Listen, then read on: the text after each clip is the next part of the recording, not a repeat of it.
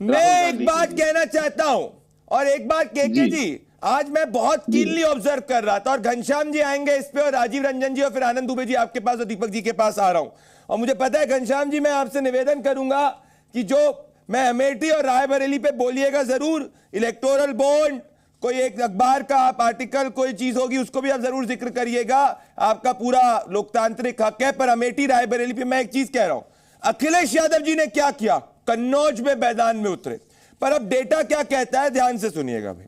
Data यह कहता है कि जिस अमेठी को राहुल गांधी जी ने अपना परिवार कहा था, राजीव रंजन जी, आपको अच्छी तरीके से याद होगा 2019 की हार के बाद में, उस रायबरेली के अंदर राहुल जी 890 दिन बाद गए पहली बार उस रायबरेली में, अमेठी में कह रहा हूं, उस अमेठी में 890 दिन बाद गए, और फिर उस अमेठी में 802 दिन बाद गए।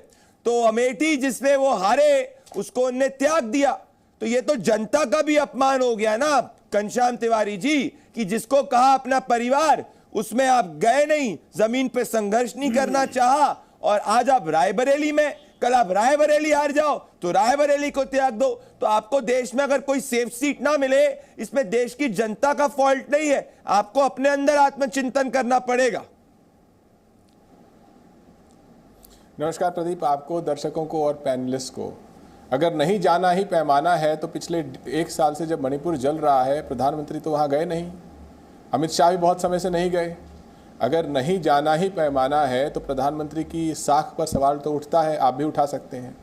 रही बात, अगर वहाँ पर जा कर के काम करना ही पैमाना है, जो कि स्मृति ईरानी जी का पैमाना है अमेठी का, तो वहां पर शर्मा जी तो बहुत 40 सालों से काम कर रहे हैं, आप ही बता रहे हैं, मैं तो उन्हें, मैंने तो बोला नहीं, मैंने बोला गांधी परिवार के 40 साल से लॉयलिस्ट है। मैंने किसी के बीच में टोका नहीं। नहीं, मेरे को मिसकोट कर रहे हैं आप, मेरे को मिसकोट, एक सेकंड, मेरे को आपके पास यार मुझे मिसकोट कर रहे हैं। मैंने बोला ये नहीं कि वो 40 साल से अमेठी में, मैं 40 साल से गांधी परिवार के लॉयलिस्ट। इतनी तत्परता नहीं होनी। दर्शक आपकी बात सुन रहे हैं, दर्शक मेरी बात पूरी होनी, मिसकोट मत करिए। तमाम मीडिया, सिर्फ आप नहीं, तमाम मीडिया ये बता रहा है कि केएल शर्मा जी वहां 40 साल से काम कर रहे हैं। स्मृति ईरानी जी तो कुछ दिन पहले गई थी। केएल शर्मा जी ने तो किसी पत्रकार को धमकाया नहीं कि तुम्हारे मालिक को बोल दूंगी। केएल शर्मा जी ने ये नहीं कहा कि 13 रुपए में शक्कर दूंगी। तो अगर स्मृति ईरानी जी अपनी साख के ऊपर सवाल, वहां पर चुनाव लड़ना चाहती हैं, तो जनता उनसे 2 चीज़ों पर उनकी साख जानना चाहेगी। वो राहुल गांधी के ऊपर क्या बोल सकती हैं, इससे किसी की साख नहीं बनती है। वो जिस विषय की मंत्री हैं उस पर साख बनती है। जहां दरिंदगी के आरोप वाले लोग जैसे प्रज्वल रवन्ना, ब्रजभूषण शरण सिंह, ये आज स्वयं को मोदी का परिवार कहते हैं, और स्मृति ईरानी जी भी अपने आप को मोदी का परिवार कहती हैं। तो आपको क्या लगता है प्रदीप जी कि क्या अमेठी की बेटियां स्मृति ईरानी से पूछेंगी नहीं कि जब हमारी खिलाड़ियों का मान हरण हो रहा था, जब दिल्ली पुलिस आपके घर के बगल में, एक सेकंड बीच में टोकिए मत, मैं आपने किसी को नहीं टोका, मुझे बात पूरी करने दीजिए। जब हमारी खिलाड़ियों का मान हरण हो रहा था, जब ब्रजभूषण शरण सिंह तान के सीना तान करके दिल्ली पुलिस के आगे कह रहे थे कि दबदबा कायम है, तो स्मृति ईरानी जी ब्रजभूषण शरण सिंह के शान में क्या कर रही थी? मोदी जी स्मृति ईरानी की और अमित शाह ब्रजभूषण शरण सिंह के शान में क्या कर रहे थे? क्या देश को, हमारे देश को एक निकम्मा महिला कल्याण मंत्री चाहिए जो प्रज्वल रवन्ना के लिए चुप रहे, ब्रजभूषण शरण सिंह के खिलाफ चुप रहे? क्या अमेठी की बेटियां ये सवाल नहीं पूछेंगी? क्या अमेठी की बेटियां ये सवाल, क्या के परिवार ये सवाल नहीं पूछेंगे कि आप माइनॉरिटी अफेयर्स मिनिस्टर थे, जिस देश में प्रधानमंत्री मंच से खड़े होकर के लगातार हेट स्पीच दिए जा रहा है? ठीक है, चुनाव आयोग चुप है, लेकिन आप तो माइनॉरिटी अफेयर्स मिनिस्टर हैं। नैतिकता होनी चाहिए कि प्रधानमंत्री को फोन करे और कहे कि इस चुनाव में हेट स्पीच देना बंद करो। ये चुनाव लोगों को जोड़ने का चुनाव है, बेरोजगारी से लड़ने का चुनाव है, महंगाई से लड़ने का चुनाव है, गरीबी से लड़ने का चुनाव है। एक हेट स्पीच देने का चुनाव नहीं है, देश के माइनॉरिटीज को धमकाने का चुनाव नहीं है। प्रधानमंत्री ठीक है, उनकी उम्र हो चुकी है, रिटायर होना चाहते हैं, लेकिन रिटायर होने का मतलब ये नहीं है कि समाज में जहर घोल करके रिटायर हो।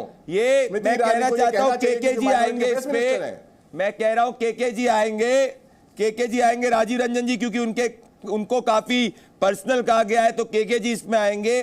केके जी, मैं ये कहना चाहता हूं कि इस वक्त घनश्याम तिवारी जी कह रहे हैं कि अगर वही मापदंड है, तो डेटा ये कहता है कि अमेठी जो 72% कांग्रेस पार्टी को वोट 2009 में कहा करती थी, वो घट के 43 पे आ गई, और भारतीय जनता पार्टी का वोट शेयर 49% हो गया। तो अगर स्मृति ईरानी जमीन पे काम नहीं करती घनश्याम तिवारी जी के हिसाब से, तो उनका जनाधार कैसे बढ़ता? और अगर राहुल गांधी जी और गांधी परिवार ने काम किया होता रायबरेली के अंदर तो 72% रायबरेली का वोट शेयर था 2009 में, वो घट के 55% कैसे आ गया 2019 के अंदर? के जी नहीं, देखिए, आप समाजवादी पार्टी के प्रवक्ता से जो प्रश्न किया उस प्रश्न का उत्तर देने की तो स्थिति है ही नहीं उनके पास, और बेचारे इधर से उधर घूमते रहे। लेकिन इतना ही बता दूं केवल कि इनको एक जानकारी होनी चाहिए समाजवादी पार्टी को कि दुनिया को बोलने के पहले गिरेबान में झांकिए। आपकी पार्टी के थे ना गायत्री प्रजापति, वो बलात्कारी नहीं थे। उसको मुख्यमंत्री निवास में, मीडिया रिपोर्ट है, मुख्यमंत्री निवास में अखिलेश यादव ने छुपा के रखा 2 महीने तक। तो गायत्री प्रजापति के कुकर्म का भी हिसाब, इसीलिए आप चले गए। आप बता रहे हो दुनिया को नैतिकता सिखा रहे हो। मुख्तार अंसारी जो कि एक घोषित माफिया जिसको सजाएं हो चुकी थी, आज उसके जो है मरने के बाद उस पर जाकर फातिया पढ़ते हैं आप, और आप उसको जो एक देश का प्रतिष्ठित व्यक्ति बताते हैं। ये मानसिकता है सपा की। और दूसरे की बात छोड़िए, एक जिस प्रत्याशी अभी वहां उतारा है उसके ऊपर भी सजा है, अभी उसका फैसला होना है। जिसको टिकट दिया है सपा ने वहां से, उनके भाई को। तो आपके मुंह से कम नैतिकता की बात अच्छी नहीं लगती है। कि जमात रही है सपा और गुंडों की ही काम 10 सेकंड घनश्याम जी, फिर आनंद दुबे जी और राजीव रंजन जी, क्या अहमद हो, मुख्तार अंसारी हो, 10 सेकंड घनश्याम जी, 10 सेकंड। आप जो सरगर्म वो बने हुए थे, सरपरस्ती देते थे, इसीलिए आप पिछले 4 चुनाव हार रहे हैं वहां पर। मैं एक बात बोलूंगा केके जी, पर इसके पहले घनश्याम जी को 10 सेकंड देना चाहता हूं। प्रदीप जी एक बात कह के समाप्त बोलिए फिर घनश्याम जी के, हम आनंद जी के पास आ रहे हैं। घनश्याम जी से एक चीज जरूर पूछिए। हाँ, इनका तो यूपी में गठबंधन है। यूपी के 2 छोरे। अब यूपी के 2 छोरे, ये अलग बात है कि 2 चरण के चुनाव हो गए, सिर्फ एक जनसभा कर पाए हैं आपस में। जवाब दे रहे 2 चरण के चुनाव हो गए, लेकिन आज ही कम से कम राहुल गांधी का हौसला बढ़ाने तो आ जाते। 10 सेकंड घनश्याम जी जवाब दे रहे हैं। घनश्याम जी जवाब दे रहे हैं 10 सेकंड में। राजीव जी और आनंद जी के पास आ रहा हूं। जी घनश्याम जी, उत्तर प्रदेश की जनता देख रही है, जो ये बहस देख रही है, देश भर के लोग देख रहे हैं, उत्तर प्रदेश के लोग भी देख रहे हैं कि उत्तर प्रदेश में भारतीय जनता पार्टी के आने वाले किरदार कौन है। ब्रजभूषण शरण सिंह, मोदी का परिवार चुनाव लड़ रहा है। आशीष मिश्रा टेनी का परिवार जिसने किसानों के ऊपर जीत चलाई, वो चुनाव लड़ रहा है। वो चुनाव, बीच में टोकिए मत, मैंने टोका नहीं आपको। दर्शकों का अपमान है, दर्शकों का अपमान है। मैंने 10 सेकंड कहा। ब्रजभूषण शरण सिंह चुनाव लड़ रहा है।